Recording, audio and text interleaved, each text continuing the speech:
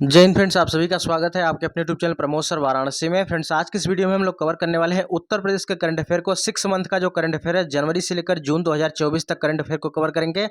और इसके पहले नेक्स्ट पार्ट में हमने एक अलग से प्लेलिस्ट बनाया है, जो कि अभी तक कई वीडियो अपलोड हो चुकी है, उसमें जाकर आप 1 बाय 1 करके देख सकते हैं। तो बहुत ज़बरदस्त यहाँ पर वीडियो होने वाली है, तो वीडियो के एंड तक आप लोग जरूर बने रहिएगा। जितने भी इंपॉर्टेंट क्वेश्चन है इस वीडियो में हम लोग कवर करने वाले हैं। तो चलते हैं यहाँ पर पहले क्वेश्चन की तरफ।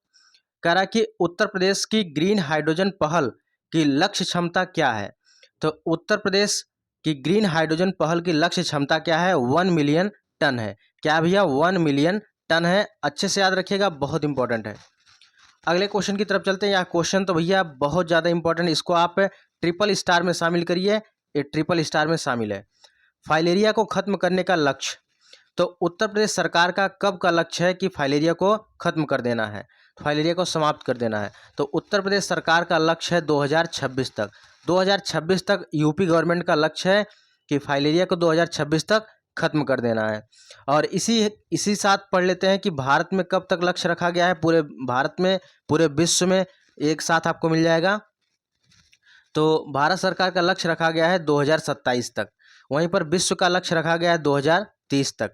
यानी फाइलेरिया को कब तक खत्म कर देना है? पूरे वर्ल्ड लेवल पर 2030 तक।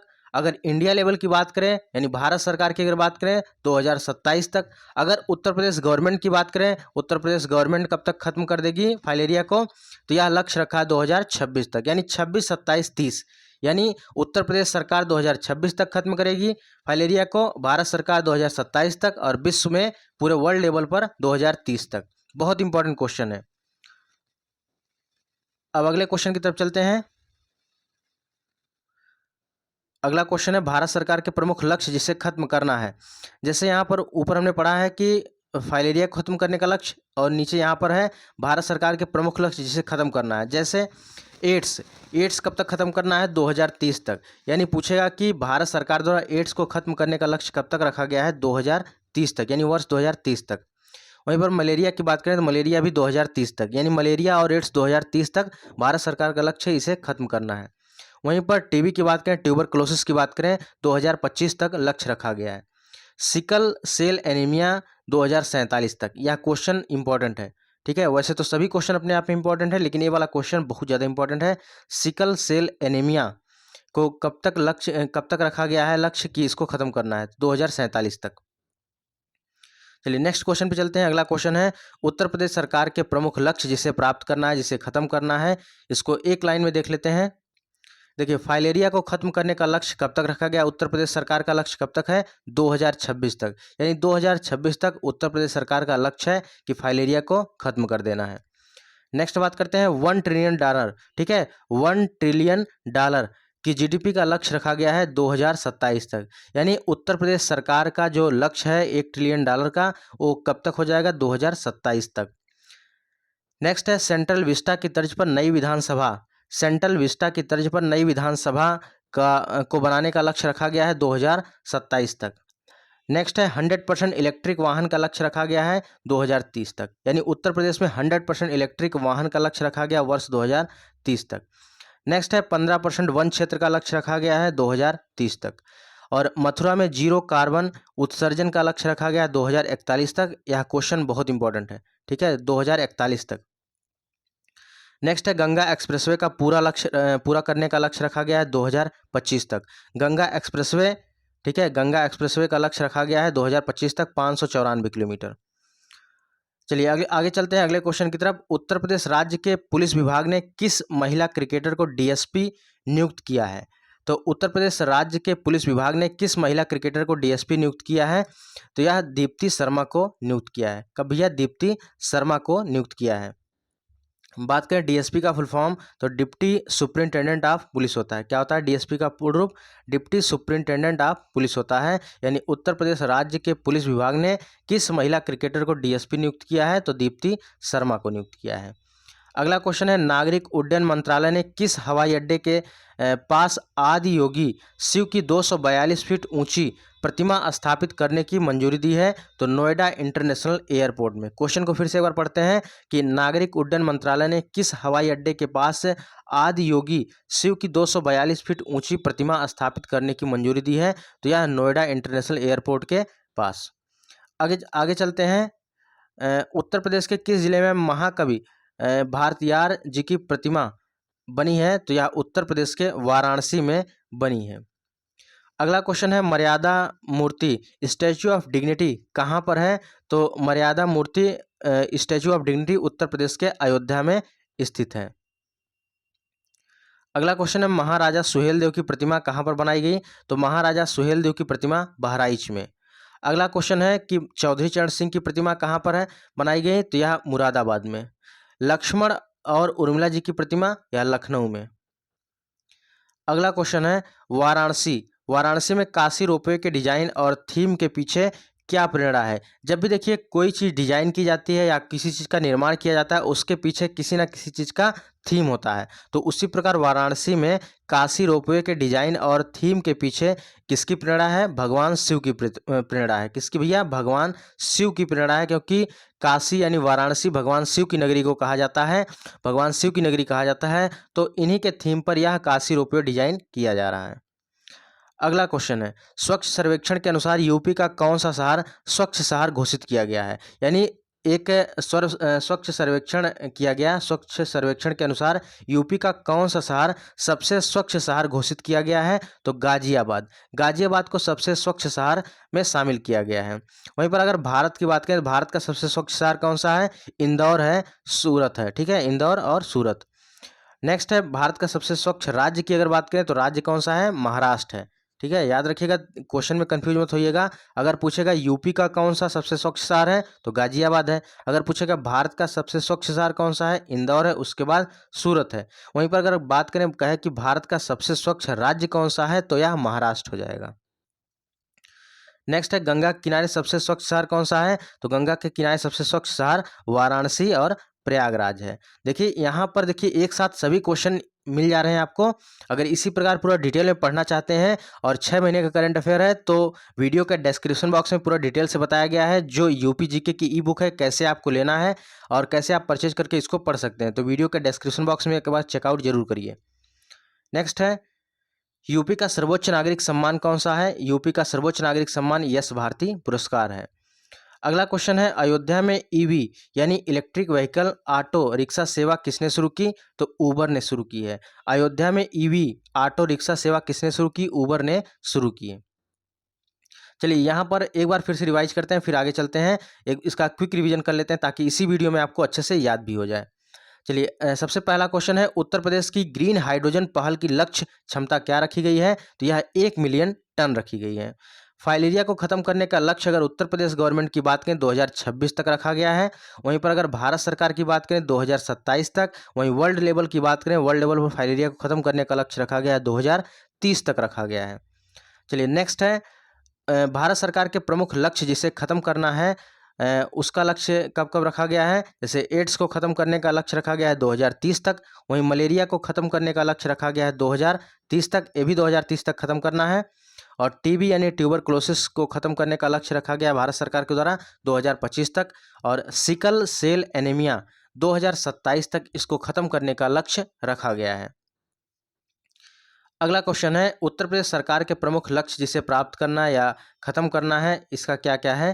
जैसे फाइलेरिया खत्म करने का लक्ष्य क्या है? 2026 तक, यानी यूपी गवर्नमेंट कह रही है कि 2026 तक हम फाइलेरिया को खत्म कर देंगे।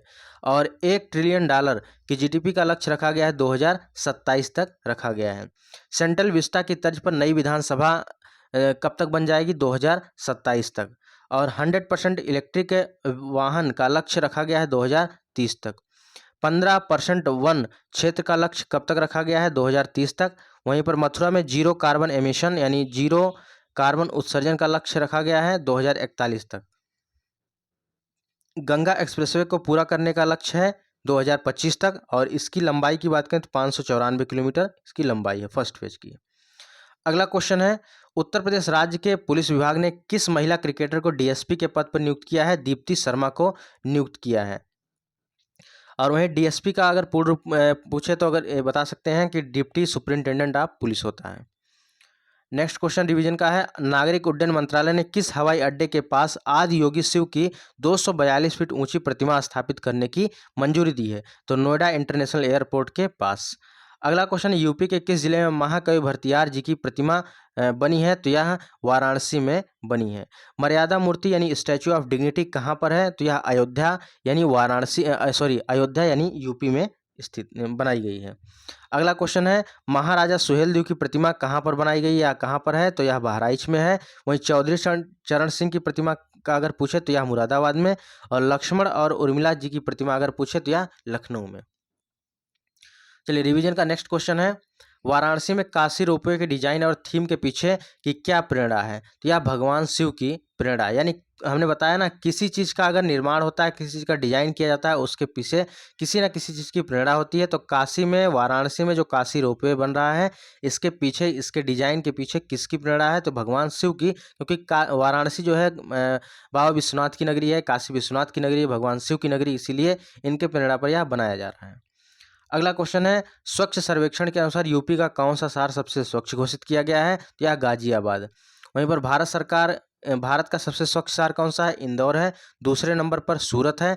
और भारत का सबसे स्वच्छ राज्य कौन सा है? महाराष्ट्र है। और गंगा किनारे सबसे स्वच्छ शहर की बात करें तो यह वाराणसी है। दूसरे नंबर पर प्रयागराज है। यूपी का सर्वोच्च नागरिक सम्मान की बात करें तो यश भारती पुरस्कार है। वहीं पर अयोध्या में ईवी यानी ऑटो रिक्शा सेवा शुरू करने की शुरुआत किसने की? किसने शुरू किया है? तो उबर ने शुरू किया है। चलिए पुरस्कार की तरफ चलते हैं। पुरस्कार जबरदस्त है यहाँ पर है। तो उत्तर प्रदेश में जो पुरस्कार दिए हैं, पद्म पुरस्कारों की जो घोषणा की गई, उसमें उत्तर प्रदेश में कितने व्यक्तियों को दिया गया है? तो इसके बारे में थोड़ा डिटेल से देखते हैं। पद्म पुरस्कार देश के सर्वोच्च नागरिक पुरस्कारों में शामिल है और इनकी 3 श्रेणियां हैं। पद्म पुरस्कार की 3 श्रेणियां हैं। कौन कौन सी? पद्म विभूषण, पद्म भूषण और पद्मश्री। पद्म भूषण किसको दिया जाता है? तो पद्म भूषण दिया जाता है असाधारण और विशिष्ट सेवा के लिए। ठीक है, याद रखिएगा, पद्म विभूषण किसको दिया जाता है? असाधारण और विशिष्ट सेवा के लिए दिया जाता है। वहीं पद्म भूषण की बात करें तो यह उच्च कोटि की विशिष्ट सेवा के लिए दिया जाता है। और पद्मश्री की बात करें तो पद्मश्री किसी भी क्षेत्र में विशिष्ट सेवा के लिए पद्मश्री अवार्ड दिया जाता है। अब यहाँ पर बात करते हैं पद्म पुरस्कार किसके द्वारा प्रदान किया जाता है? तो पद्म पुरस्कार राष्ट्रपति के द्वारा प्रदान किया जाता है। वर्ष 2024 में 132 पद्म पुरस्कार प्रदान किए गए। और इसमें अगर बात करें तो क्वेश्चन देखिए किस प्रकार बन जाएगा। टोटल पद्म पुरस्कारों की जो घोषणा की गई है राष्ट्रपति जी के द्वारा, तो वर्ष 2024 में पद्म पुरस्कार कितने व्यक्तियों को दिया गया आपको बताना है। तो यहाँ पर 132 अगर पूछे तो कितने व्यक्तियों को दिया गया? भैया 132 व्यक्तियों को दिया गया। पद्म पुरस्कार 3 भागों में बांटा गया है, यानी 3 कैटेगराइज किया गया है, जैसे पद्म विभूषण, पद्म भूषण और पद्मश्री। तो पद्म विभूषण कितने व्यक्तियों को दिया गया? 5 व्यक्तियों को। पद्म भूषण की बात करें तो 17 व्यक्तियों को दिया गया। और पद्मश्री की बात करें तो 110 व्यक्तियों को दिया गया। क्वेश्चन देखिए यहाँ से बनेगा 110%। अब देखिए अगला पॉइंट बहुत इंपॉर्टेंट है कि उत्तर प्रदेश में पद्मश्री से सम्मानित कुल व्यक्तियों की संख्या, इसको ट्रिपल स्टार में शामिल करिए। यह क्वेश्चन बहुत इंपॉर्टेंट है। उत्तर प्रदेश में पद्मश्री से सम्मानित व्यक्तियों की संख्या कितनी है? 12 है। और उनका नीचे नाम दिया गया है, इस नाम को जरूर याद रखिएगा, इनमें से जरूर पूछा जाएगा, इनमें से किसे पद्मश्री या जो है किसे पद्मश्री दिया गया, किसे नहीं दिया गया। तो उत्तर प्रदेश में 12 व्यक्तियों को दिया गया। सबसे पहले हैं श्री खलील अहमद हैं, जो कि कला क्षेत्र से संबंधित हैं। दूसरे हैं सुश्री नसीम बानो, ये भी कला क्षेत्र से हैं। और तीसरे हैं श्री राम चेतन चौधरी, विज्ञान और इंजीनियरिंग क्षेत्र से हैं। और यहाँ पर बात करें अगले सेगमेंट की, जिसे प्रदान किया गया है पद्मश्री उत्तर प्रदेश में, श्री राधा कृष्ण धीमान, जो कि औषधि से संबंधित, इनका क्षेत्र औषधि से है। श्री राजा राम जैन साहित्य और शिक्षा से हैं। श्री गौरव खन्ना, इनका संबंध खेल से है। एक क्वेश्चन आप डबल स्टार में शामिल करिए, पूछेगा कि श्री गौरव खन्ना को उत्तर प्रदेश सरकार द्वारा, ठीक है, पद्मश्री अवार्ड दिया गया उत्तर प्रदेश में, और इनका संबंध किस क्षेत्र से है? तो इनका संबंध खेल से है। श्री गौरव खन्ना जी का संबंध खेल से है। नेक्स्ट है श्री सुरेंद्र मोहन मिश्र जी को मरणोपरांत दिया गया, इनका संबंध किस क्षेत्र से है? कला से है। श्री राधेश्याम श्री राधेश्याम का संबंध जो है किस क्षेत्र से है? तो श्री राधेश्याम पारीक का संबंध यह औषधि से है। और श्री नवजीवन रस्तोगी का संबंध यह साहित्य और शिक्षा से संबंधित है। श्री गोदावरी सिंह का संबंध यह कला क्षेत्र से है। और सुश्री उर्मिला श्रीवास्तव, इनका संबंध भी कला क्षेत्र से है। और श्री बाबूराम यादव, ये भी कला क्षेत्र से संबंधित हैं। यानी 12 व्यक्तियों को पद्मश्री अवार्ड दिया गया उत्तर प्रदेश में। पद्मश्री, ठीक है, पद्मश्री तो टोटल 110 व्यक्तियों को दिया गया, लेकिन उत्तर प्रदेश का पेपर है तो उत्तर प्रदेश में ये पूछेगा कि उत्तर प्रदेश में पद्मश्री से सम्मानित कुल व्यक्तियों की संख्या कितनी है? टोटल 12 व्यक्तियों की संख्या है। और इनका क्षेत्र याद रखिएगा, इनका संबंध किस क्षेत्र से है, यहाँ से प्रश्न पूछा जाएगा। तो एक बार इसका हम लोग क्विक रिवीजन कर लेते हैं इसी वीडियो में। देखिए, पद्म पुरस्कार की घोषणा की गई 2024 में। पद्म पुरस्कार 3 भागों में दिया गया है। और पद्म विभूषण, पद्म भूषण और पद्मश्री। पद्म भूषण जो दिया जाता है, पद्म विभूषण जो दिया जाता है, यह असाधारण और विशिष्ट सेवा के लिए। और पद्म भूषण जो दिया जाता है यह उच्च कोटि की विशिष्ट सेवा के लिए दिया जाता है। और पद्मश्री किसी भी क्षेत्र में विशिष्ट सेवा के लिए दिया जाता है। और यह राष्ट्रपति के द्वारा प्रदान किया जाता है। और 2024 में टोटल पद्म पुरस्कार 132 व्यक्तियों को दिया गया, जिनमें से पद्म विभूषण 5 व्यक्तियों को दिया गया, पद्म भूषण 17 व्यक्तियों को दिया गया, पद्मश्री 110 व्यक्तियों को दिया गया। और उत्तर प्रदेश में पद्मश्री की बात करें तो उत्तर प्रदेश में 12 व्यक्तियों को दिया गया। तो फ्रेंड्स, यहाँ से हम लोगों ने अच्छे से जितने पुरस्कार थे, पुरस्कार बहुत इंपॉर्टेंट है। और यहाँ पर जो लक्ष्य रखे गए थे, लक्ष्य को भी अच्छे से हमने कंप्लीट किया। इतना क्वेश्चन आप अच्छे से याद रखिए। और फ्रेंड्स, आपको बता दें, इसका अगर डिटेल में आप लोग पढ़ना चाहते हैं तो वीडियो के डिस्क्रिप्शन बॉक्स में डिटेल से बताया गया है कैसे आपको ई बुक लेना है। तो फाइनली देखिए, यूपी जीके की ई बुक और उत्तर प्रदेश करंट अफेयर दोनों एक साथ ई बुक प्रदान की जा रही है। और यह टोटल 125 रुपये की यह ई बुक है, ठीक है। बिल्कुल अच्छे से नए पैटर्न पर यह डिजाइन किया गया है। आने वाले टाइम में junior assistant, VPO, AGTA, stenographer, JE, forest guard, x ray technician, ETO, Uttar Pradesh police के पेपर लगे हुए हैं। तो सभी के लिए बहुत इंपॉर्टेंट क्वेश्चन का कलेक्शन इसमें रखा गया है।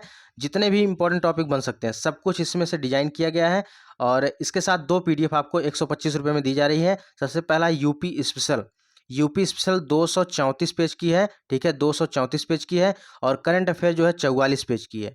6 महीने करंट अफेयर है, 6 महीने करंट अफेयर जबरदस्त कलेक्शन किया गया है, बिल्कुल हैंड रिटेन नोट्स के साथ। तो अगर जो लोग यूपी पुलिस वाले हैं, अगर उन लोग को केवल करंट अफेयर चाहिए तो एक बार इस नंबर पर 9793661506 पर एक बार आप लोग हाई लिखकर उत्तर Pradesh police current affair mention कर दीजिएगा। उसके बाद आपको मिल जाएगा। या तो दोनों अगर आप लेना चाहते हैं तो 125 रुपये पेमेंट कर दोनों ई बुक ले सकते हैं, ठीक है। तो फ्रेंड्स, ये आज की वीडियो, बाकी मिलते हैं नेक्स्ट वीडियो में। वीडियो कैसी लगी कमेंट बॉक्स में जरूर बताइएगा, क्योंकि आपका एक लाइक और एक कमेंट हमें नेक्स्ट वीडियो के लिए मोटिवेट करता है। मिलते हैं नेक्स्ट वीडियो, तब तक के लिए जय हिंद, वंदे मातरम।